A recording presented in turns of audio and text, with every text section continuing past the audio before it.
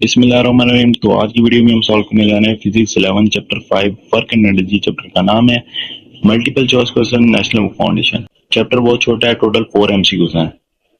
पहला जो एमसीक्यू हमारे पास आता है, if the unit of force and displacement travelled each be increase 5 times then the unit of work will be increase bye.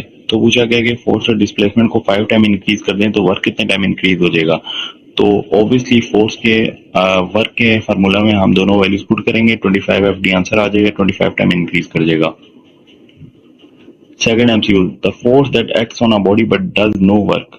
पूछा गया कि कौन सी फोर्स है जो बॉडी पे एक्ट करती है लेकिन वर्क नहीं करती। बॉडी पे एक्ट करती है लेकिन वर्क नहीं करती। तो देखें यहाँ पे एक सर्कुलर मोशन में बॉडी मूव कर रही है, उसकी सेंट्रीपिटल फोर्स हमेशा सेंटर की तरफ होती है और वेलोसिटी जो होती है making a tangent to the circle होती है। तो जिस डायरेक्शन में वेलोसिटी होती है उसी डायरेक्शन में डिस्प्लेसमेंट भी होती है बॉडी की।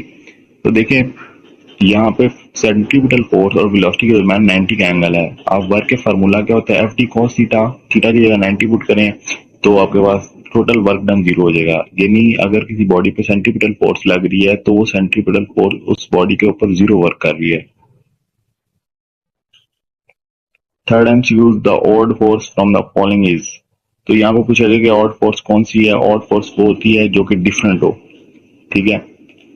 तो यहाँ पे पहली है gravitational force, B elastic force, C frictional force and D electric force. तो यहाँ तीनों में यहाँ पे 3 फोर्सेस कंजर्वेटिव फोर्सेस हैं, ग्रेविटेशनल फोर्स, इलास्टिक फोर्स और इलेक्ट्रिक फोर्स। कंजर्वेटिव फोर्सेस हैं, जबकि चौथी आ गया फ्रिक्शनल फोर्स जो है नॉन कंजर्वेटिव फोर्स है। तो ये ऑड है, ये डिफरेंट है, इसलिए इस एमसीक्यू का आंसर हो जाएगा ऑप्शन सी।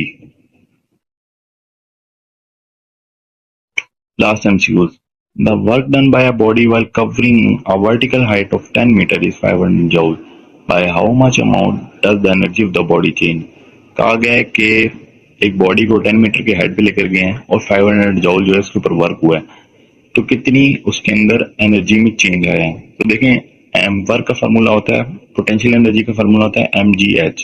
mgh यानी जिस तरह हाइट इंक्रीज करती है उस तरह पोटेंशियल एनर्जी इंक्रीज करती है। तो 10 मीटर हाइट पे लेकर गए तो ऑब्वियसली उसकी एनर्जी जो है इंक्रीज करेगी, और जब बॉडी की एनर्जी इंक्रीज करती है तो वो पॉजिटिव साइन के साथ आती है। तो इसलिए हमारे पास आंसर हो जाएगा ए, ऑप्शन ए, जो कि है +500 जूल। तो इसी के साथ आज के हमारे समाए एमसीक्यूज खत्म हो गए हैं। तो अगर आपको वीडियो पसंद आई हो तो चैनल को सब्सक्राइब करें and do support us. Thank you for watching.